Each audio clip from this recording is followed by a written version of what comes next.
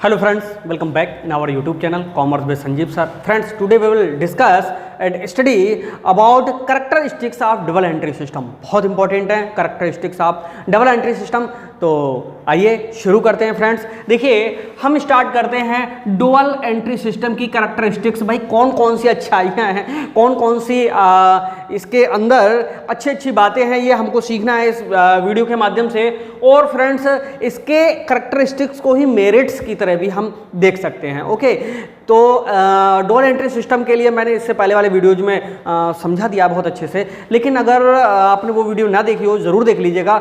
मैं सिंपली यहाँ पर समझा दूँ। According to double entry system, every business transactions affects at least two accounts in opposite directions. Okay, recording dual aspects of business transactions in terms of debit and credit is called dual entry system. जो dual entry system होता है, प्रत्येक transaction इसमें debit और credit form में लिखा जाता है, और ये दो बार लेखा होना, और वो भी कौन से अपोजिट डायरेक्शंस में। तो यहाँ पर ये बहुत कुछ देखा जाए तो साइंटिफिक रूल्स के लिए फॉलो करता है। ओके, यहाँ पर ये भी बताना होगा आपको कि इसके जो फाउंडर हैं लूका पैसियोली हैं, और 1494 में इन्होंने इसको जो है हमारे बीच में लाया था, और एक पुस्तक लिखी थी जिसका नाम था डी कंप्यूटिसेड स्क्रैप्चरेस। ये वेनिस शहर है इटली में, वहाँ के निवासी थे। ओके, तो डबल एंट्री सिस्टम में कौन कौन सी कैरेक्टरिस्टिक्स हैं आइए समझते हैं।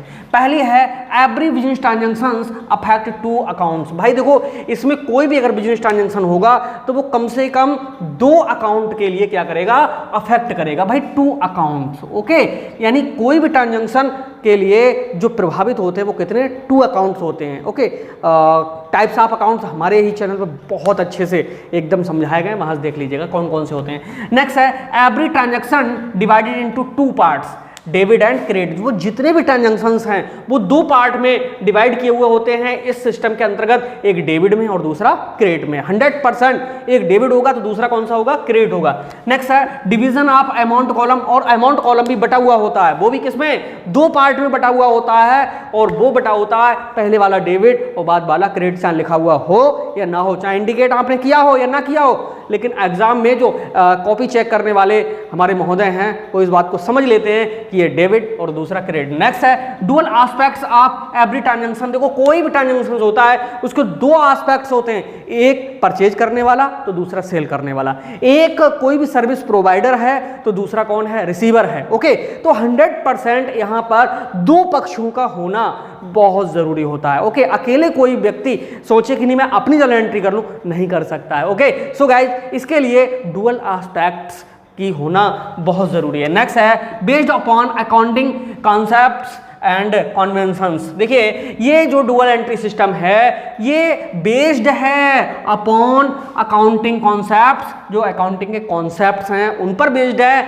एंड कन्वेंशंस, और जो कन्वेंशंस होती हैं, कन्वेंशंस को हम कैसे करके समझेंगे, जैसे परंपराएं, प्राचीन समय से जो चीज़ें चली आ रही हैं उनके लिए हम क्या कहते हैं, कन्वेंशंस कहते हैं। तो यहाँ पर कॉन्सेप्ट एंड कन्वेंशंस पे ये क्या है, बेस्ड है।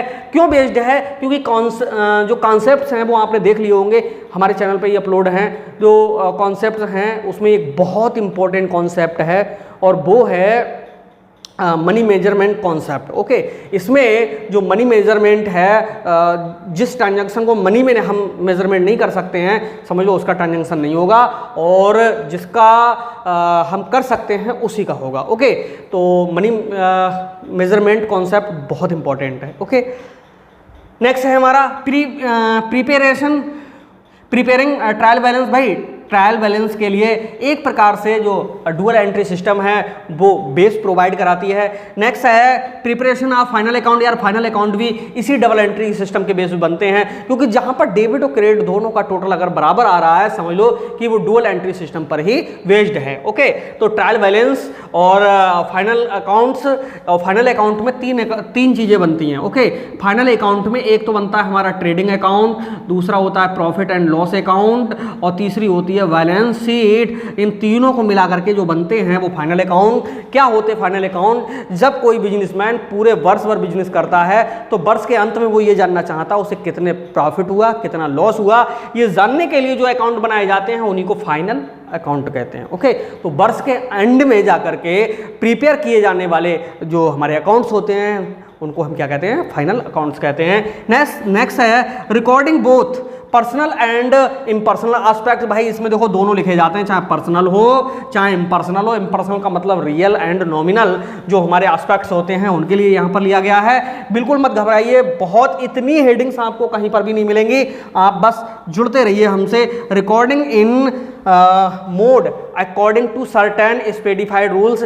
भाई देखो जो है recording is made according to certain specified rules. इसमें जितनी भी ट्रांजैक्शंस होते हैं वो स्पेसिफाइड रूल्स के बेस पे ही होते हैं। Equal total of debit and credit, और डेबिट और क्रेडिट का इस सिस्टम के अंतर्गत जो टोटल है वो हमेशा कैसा रहता है? बराबर रहता है। ओके, बराबर रहता है। नेक्स्ट है name and fame involved by Luca Pacioli. और ये डबल एंट्री सिस्टम का जो नाम है और जो प्रसिद्धि है पूरे संसार में वो लूका पैसियोली के द्वारा हुई है। यानी we can say that Luka Pacioli is founder of double entry system. Next है साइंटिफिक एंट्री सिस्टम। भाई देखो वैज्ञानिक है ये, क्योंकि इसको कहीं पर भी देखा जाए आप अप्लाई कर सकते हो। अभी बहुत सारे यहाँ पर कैरेक्टरिस्टिक्स रह गई हैं। देखिए इलेक्ट्रिसिटी का भी इसमें होता है, इलास्टिसिटी का जो गुण है वो भी इसमें होता है। ओके, तो यहाँ पर हमने आपको 12 हेडिंग्स दी हैं, उम्मीद है सारी की सारी समझ में आ गई होंगी गाइज। ये बहुत इंपॉर्टेंट था, ये जो हमने अभी आपके लिए कंटेंट समझाया है इसको जरूर तैयार कर लीजिएगा। मीनिंग तैयार कर लीजिएगा, एक डेफिनेशन तैयार कर लीजिएगा, कैरेक्टरिस्टिक्स तैयार कर लीजिएगा। समझ लो डबल एंट्री सिस्टम से इनके अलावा वो क्या पूछेगा? कुछ नहीं पूछता है। ओके, बाकी जो डेबिट क्रेडिट के रूल्स हैं वो तो आगे आपको जब हम पढ़ाएंगे उसमें आ ही रहे हैं। तो एक बार फिर से इनको क्विक रिवीजन करते हैं। क्या होता है डबल एंट्री सिस्टम? जब कोई ट्रांजेक्शन जब होता है तो उसको 2 बार डेबिट क्रेडिट फॉर्म में लिखना, ये हमारा डबल एंट्री सिस्टम है। और इसमें क्या होता है? Every business transaction affect 2 accounts, यानी 2 अकाउंट्स को इफेक्ट करता है। और जो 2 पार्ट में बटा होता है डेबिट एंड क्रेडिट में, और जो कॉलम होते हैं वो भी डबल होते हैं। डुअल एस्पेक्ट है एवरी ट्रांजेक्शन, प्रत्येक ट्रांजेक्शन के 2 एस्पेक्ट्स होते हैं। Based upon the accounting concept convention पे बेस्ड है। प्रिपेयरिंग ट्रायल बैलेंस को प्रिपेयर करने में पूरी इसकी जो है इंपॉर्टेंस मिलता है। प्रिपरेशन ऑफ फाइनल अकाउंट मैंने बता दिया। Recording both personal and impersonal aspects दोनों किए जाते हैं, पर्सनल हो या impersonal. Recording in made according to certain specified rules. भाई देखो इसमें जो रिकॉर्ड होता है वो स्पेसिफाइड जो रूल्स हैं उनके थ्रू होता है। नेक्स्ट है equal total of debit and credit. भाई डेबिट क्रेडिट का जो टोटल है वो बराबर रहता है। और name and fame involved by Luca Pacioli scientific entry system.